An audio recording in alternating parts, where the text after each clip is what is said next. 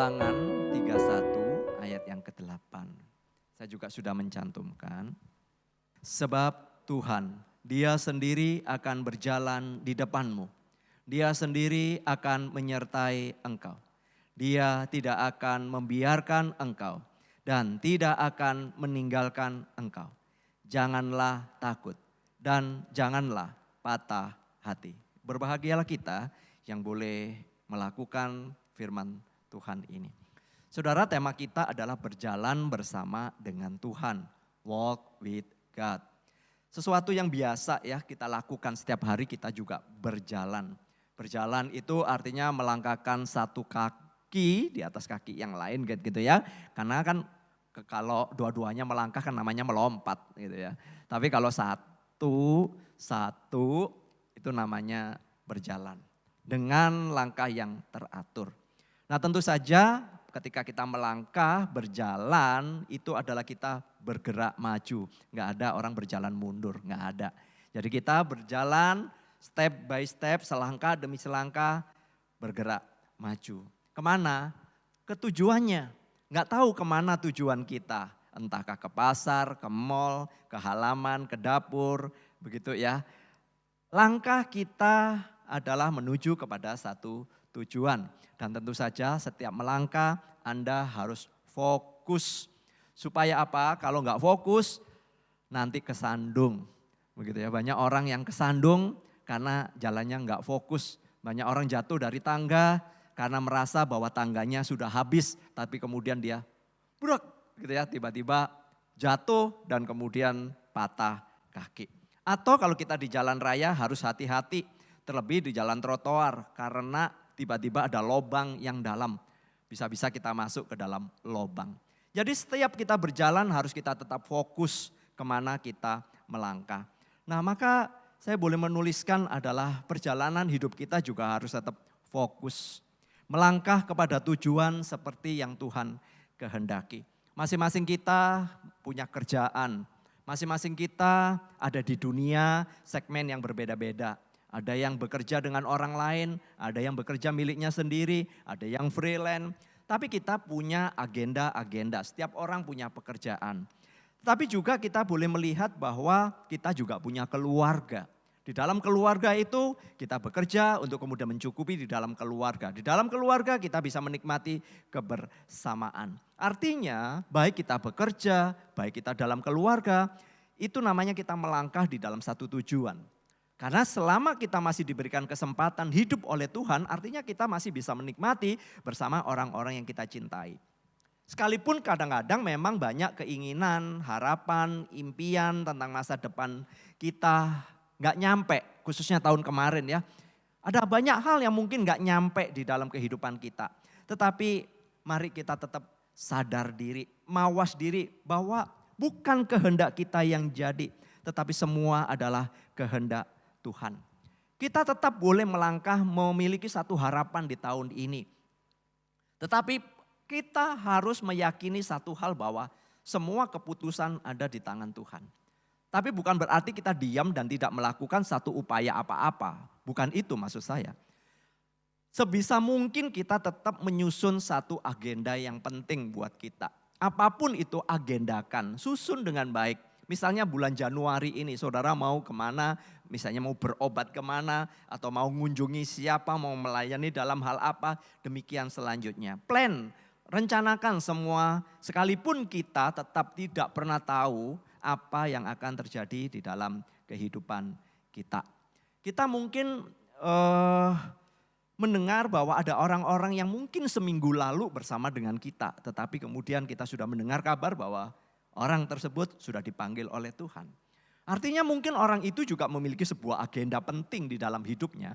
Tetapi ternyata Tuhan berkehendak yang lain.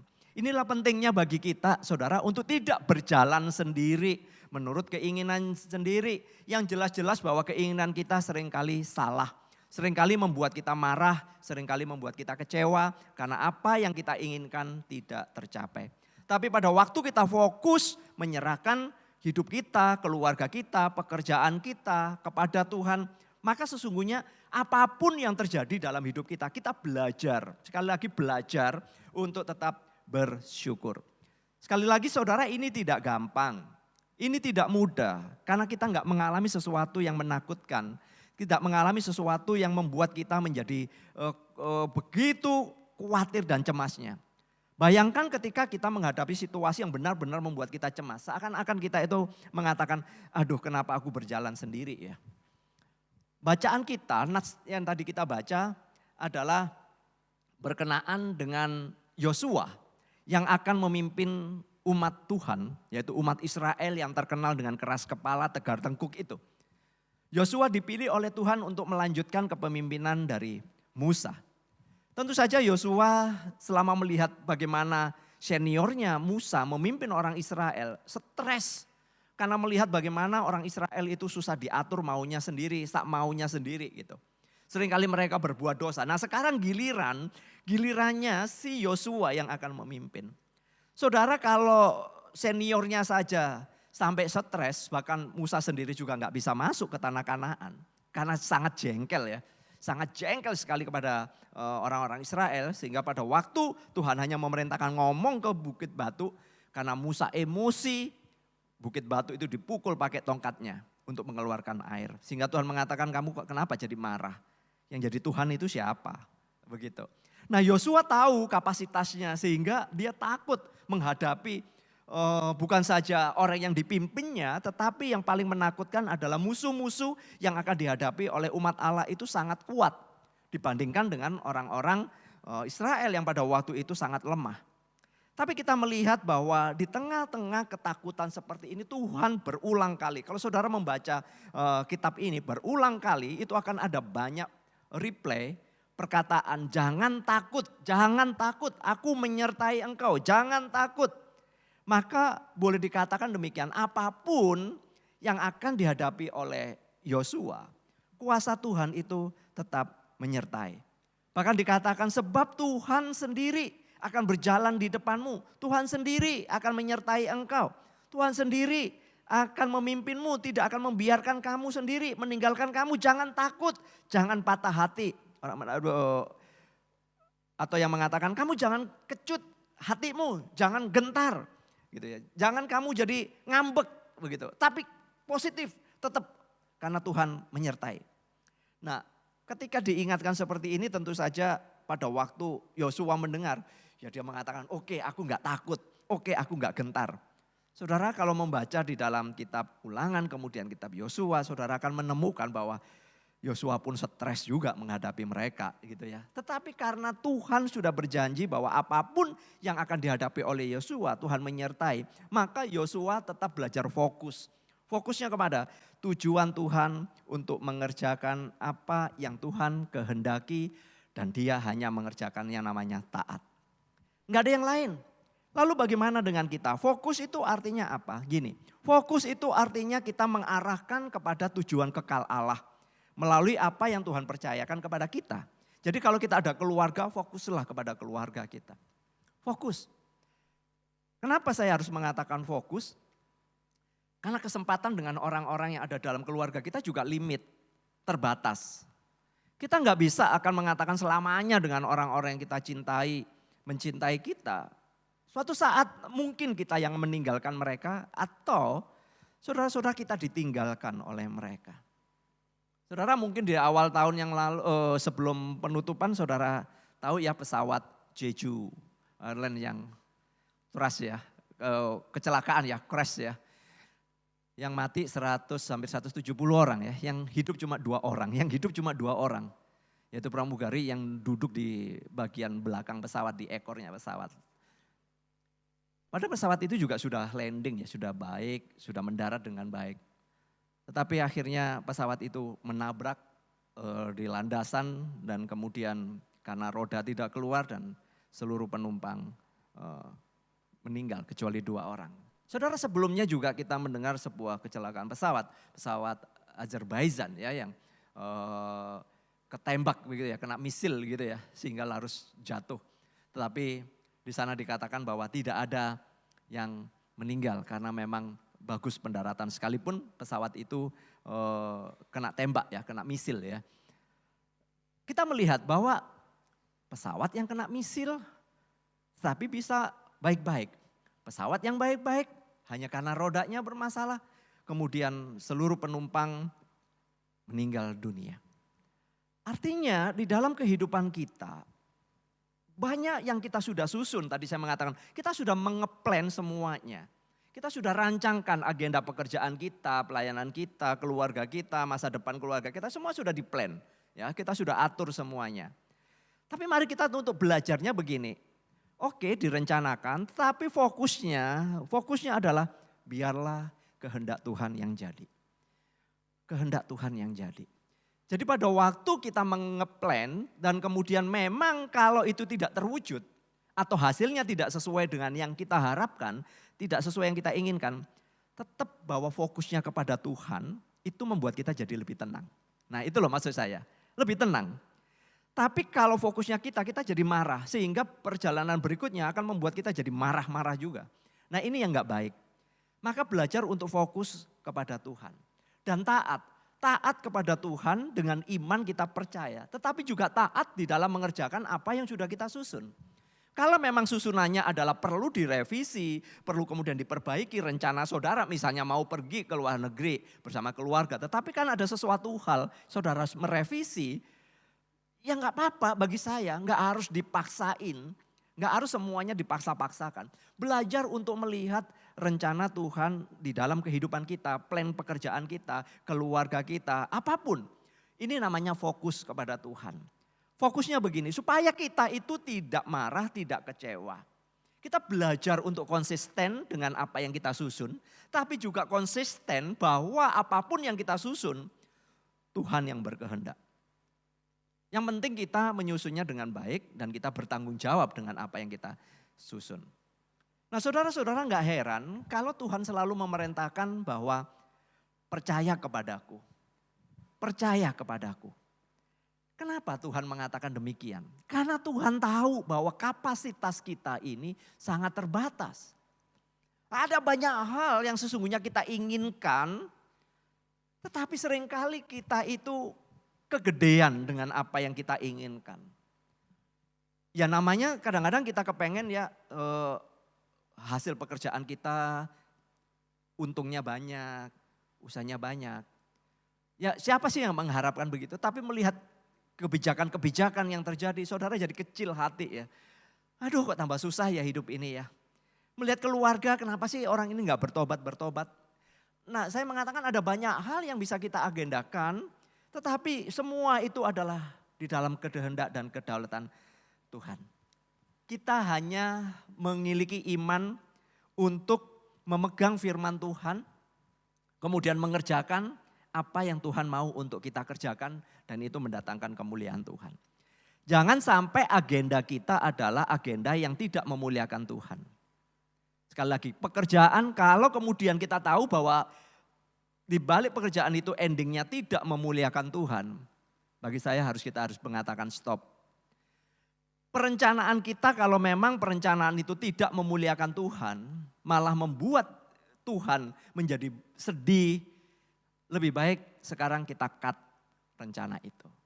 Kalau memang rencana-rencana itu justru semakin membuat kita jauh dari Tuhan, jauh dari kehendak dan rancangan Tuhan, jauh daripada firman Tuhan, bagi saya harus di-cut, harus dipotong. Kenapa? Kalau kita memaksakan udah tahu bahwa ada resiko, bahwa Tuhan udah gak sesuai dengan firman Tuhan, dan kita akan melangkah. Maka yang terjadi adalah seperti umat Allah di dalam perjanjian lama, bukan? Tuhan akan menghajar dengan begitu kerasnya, ada konsekuensi. Tapi kita juga melihat di dalam Alkitab ada orang-orang yang memang dipanggil oleh Tuhan, kemudian mereka taat, konsisten, fokus dengan panggilannya. Misalnya kalau kita melihat ya Henok. Henok di dalam kitab Kejadian 5:24 dikatakan Henok itu adalah orang yang berjalan bersama dengan Tuhan. Dan kemudian dia diangkat oleh Tuhan. Misalnya lagi Nuh. Nuh juga adalah orang yang taat kepada Tuhan. Sekalipun dia membuat bahtera di atas gunung dan dilecehkan, diketawain oleh orang lain. Tapi Nuh adalah orang yang hidup taat kepada Tuhan. Apa yang dia kerjakan memang memalukan bagi orang lain. Tetapi bagi Tuhan, di dalam Tuhan Nuh melihat bahwa ini tidak memalukan. Tuhan punya rencana buat bahtera itu. Artinya Mika seperti yang dituliskan di dalam Nabi Mika mengatakan begini, hai manusia, telah diberitahukan kepadamu apa yang baik. Yang baik di sini adalah apa yang sesuai dengan firman Tuhan. Dan apakah yang dituntut Tuhan daripadamu?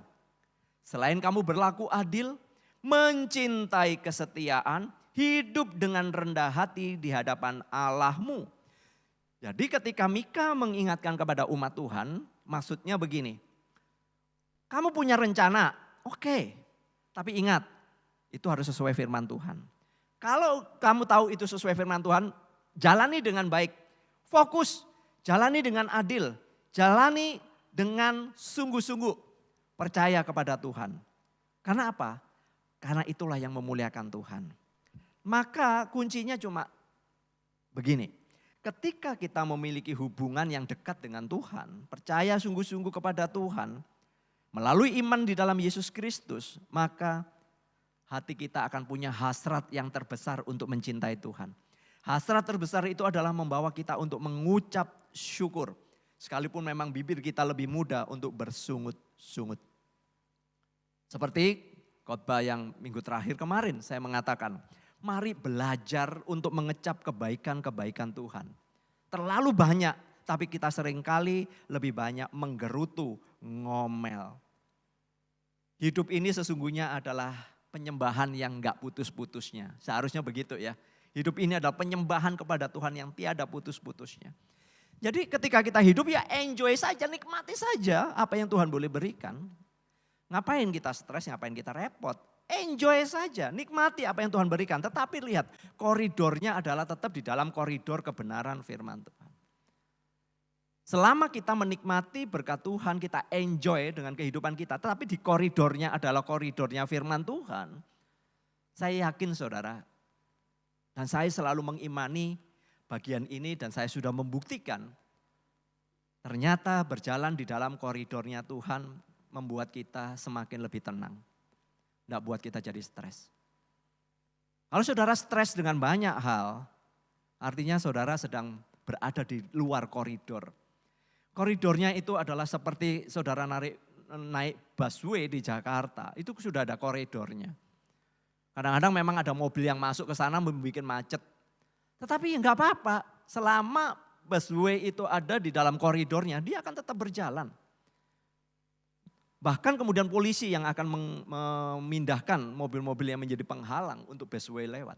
Sama dengan kita, selama kita ada di koridor, itu berarti jalannya enggak mulus. Iya bisa saja, tetapi selama kita berada di koridor itu, kita akan tetap tenang. Apapun yang mengganggu kita, itu akan dilenyapkan. Maka di sini dikatakan, ketika kita berjalan bersama dengan Tuhan, itu berarti kita sedang menyelaraskan. Menyelaraskan itu kalau saudara pernah ikut gerak jalan ya. Kalau pemimpin pasukan regunya mengatakan kiri, itu artinya kaki kiri yang diangkat ya. Benar gak? Kiri. Saudara kadang-kadang lihat orang baris itu lucu juga ya, di kiri tapi yang kanan. Sehingga dia jadi lompat-lompat, jadi bingung. Sampai tangannya ikut dengan, gitu ya. Saudara lihat kan orang baris jadi tangan kiri, kaki kiri ikut barengan. Padahal kan harusnya serempak begitu ya. Ya namanya orang menyelaraskan, ingin menyelaraskan langkah. Nah perjalanan hidup kita itu bukan Tuhan yang nuruti kita. Sekali lagi bukan Tuhan yang menuruti kita. Tapi kita belajar untuk menuruti, menyelaraskan langkah kita di hadapan Tuhan. Ini artinya belajar disalibkan bersama dengan Kristus. Saudara, kita tidak sempurna karena tidak ada seorang pun di dunia ini yang sempurna. Hanya Kristus dan Allah yang sempurna. Namun keinginan hati kita adalah untuk menyenangkan hati Tuhan. Dan biarlah Roh Kudus itu yang membimbing kita untuk kita belajar bersama-sama menerapkan, menyelaraskan langkah kita dengan langkahnya Tuhan. Jadi kalau saudara gak dekat dengan Tuhan ya gak bisa. Suami istri kalau gak selaras di dalam membangun rumah tangga juga gak bisa. Suami istri kalau gak selaras dalam mendidik anak, khususnya anak-anak yang masih kecil, itu juga akan menjadikan anak-anak menjadi korban. Karena ayahnya seperti ini, mamanya seperti ini. Jadi cara mendidiknya enggak sama. Hal yang seperti ini enggak selaras membuat anak-anak menjadi korban daripada salah didik atau salah asuh daripada orang tua. Nah, di dalam Tuhan, sesungguhnya saudara, di dalam Tuhan, kita itu memiliki sebuah kerinduan. Kita itu memiliki supaya langkah kita, langkah demi langkah kita itu adalah langkah yang benar-benar, saya boleh mengatakan begini, jangan sampai kita salah melangkah. Itu saja. Jangan sampai rencana-rencana ke depan ini, langkah-langkah kita, jangan sampai melawan firman Tuhan. Semakin kita ingin memuaskan keinginan kita, maka jalan Tuhan semakin tertutup. Sekali lagi, semakin kita mengejar keinginan diri kita, maka yang terjadi adalah jalan Tuhan semakin tertutup. Tapi apakah kalau kita taat kepada Tuhan jalan selalu mulus? Mulus atau tidak, Tuhan yang beracara. Langkah kita hanya mengikuti langkahnya Tuhan saja. Apakah ini disebut dengan pasrah yang gak tahu mau nerima apa adanya? Bukan.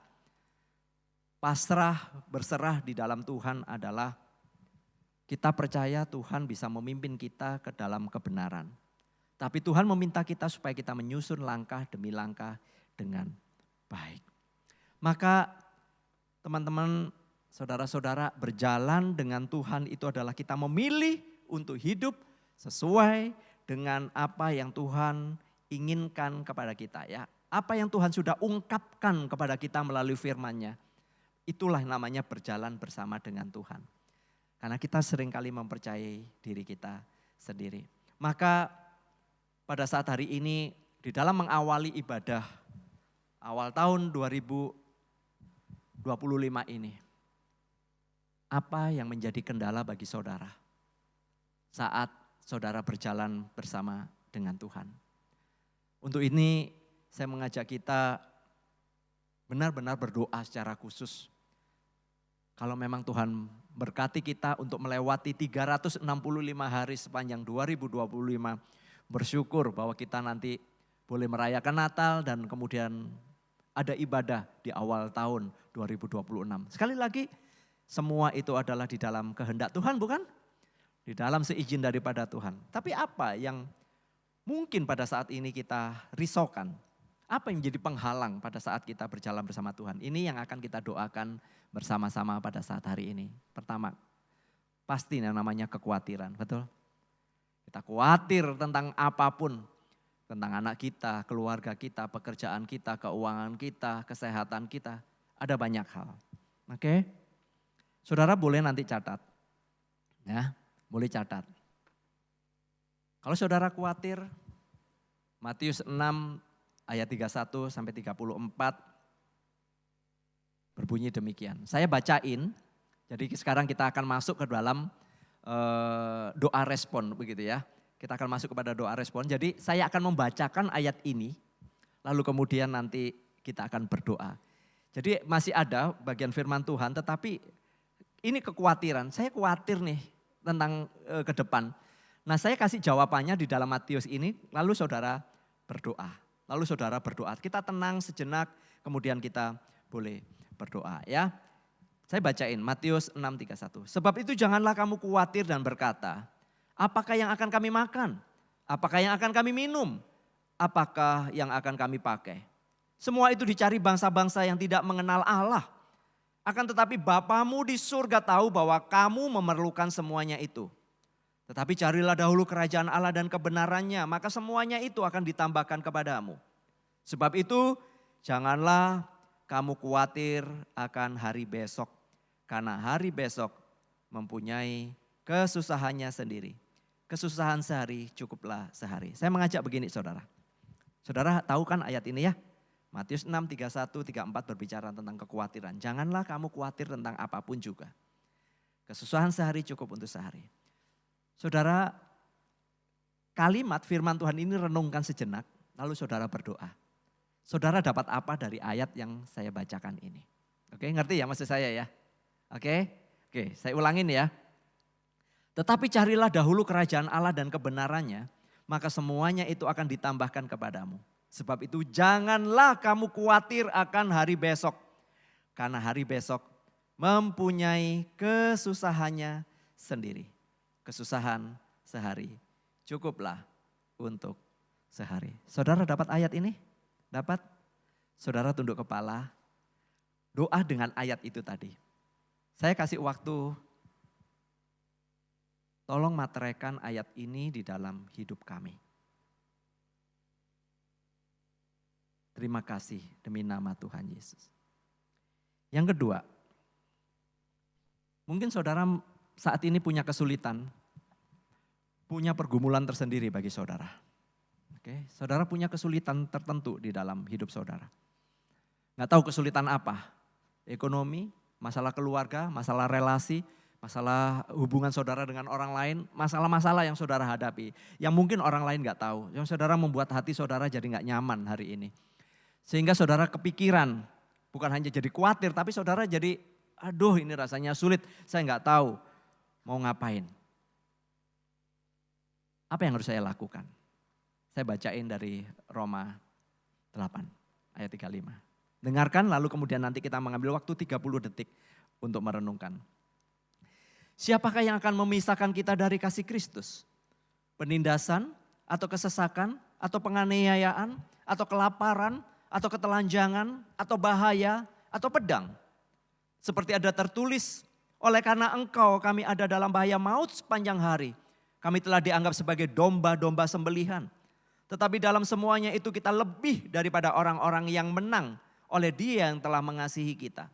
Sebab aku yakin bahwa baik maut maupun hidup, baik malaikat-malaikat maupun pemerintah-pemerintah, baik yang ada sekarang maupun yang akan datang, atau kuasa-kuasa baik yang di atas maupun yang di bawah, ataupun sesuatu makhluk lain, tidak akan dapat memisahkan kita dari kasih Allah yang ada dalam Kristus Yesus Tuhan kita. Jadi kesulitan apa yang saudara hadapi? Ketakutan apa yang saudara hadapi berkenaan dengan hidup saudara? Mari 30 detik untuk kita tenang dan saudara boleh berdoa meminta sesuatu kepada Tuhan. Kekhawatiran apa? Sudah. Sekarang ketakutan apa? Kesulitan apa? Dengarkan sekali lagi. Tidak ada yang dapat memisahkan kita dari kasih Allah yang ada dalam Kristus Yesus. Mari 30 detik kita tenang sebentar. Berdoalah secara pribadi. Terima kasih di dalam ketakutan, dalam kesulitan yang ada di benak kami hari ini.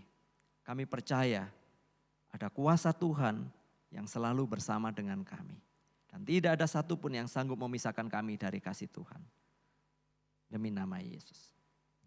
Yang terakhir, tentang masa depan kita. Kita akan diberikan oleh Tuhan 365 hari ke depan sepanjang tahun ini. Dan itu pun seizin daripada Tuhan untuk kehidupan kita. Apa yang menjadi pertimbangan saudara tentang masa depan saudara? Segala perencanaan apa yang sedang saudara inginkan di tahun depan?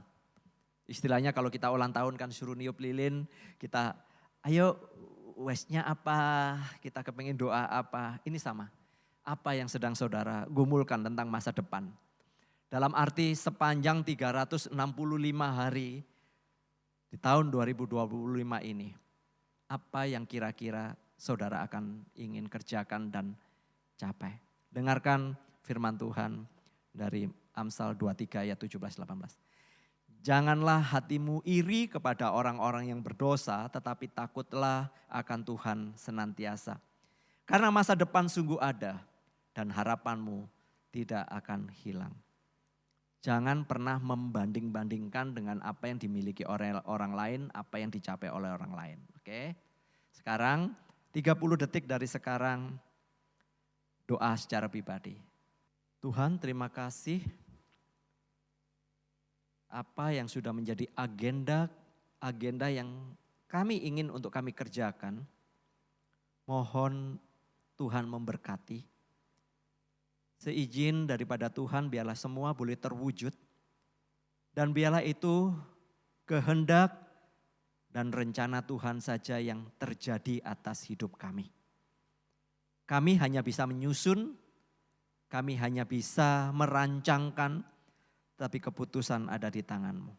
Demi nama Tuhan Yesus, kami berdoa. Tuhan rindu untuk kita berjalan bersama dengan saudara. Itulah sebabnya tangan kasih karunia Tuhan selalu menarik kita untuk dekat kepada Dia. Jadi setiap kali saudara mendengar firman selalu diajak untuk dekat dengan Tuhan. Diajak dekat dengan Tuhan karena Tuhan mau supaya kita menjadi tenang bersama dengan Dia.